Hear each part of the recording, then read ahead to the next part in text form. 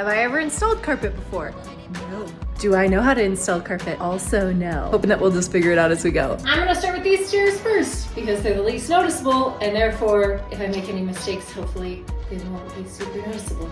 This is a lot of carpet. 35 1/4. Got this nice long metal ruler that I'm gonna use as a straight edge to cut this carpet. Apparently you wanna do it upside down. I guess that makes sense. What are the odds that I end up cutting my new floors? Fingers crossed I know what happened. I'm afraid to do this on my floor. I don't wanna move it back into the garage, so it was such a pain in the ass to get it out here. What do? I guess I go back in the garage.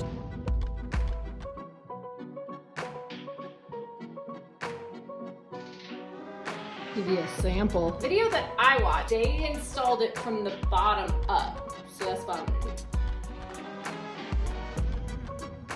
Oh my God, that was hard work. Not bad, but I'm calling it a night. Oh my God, that was a lot.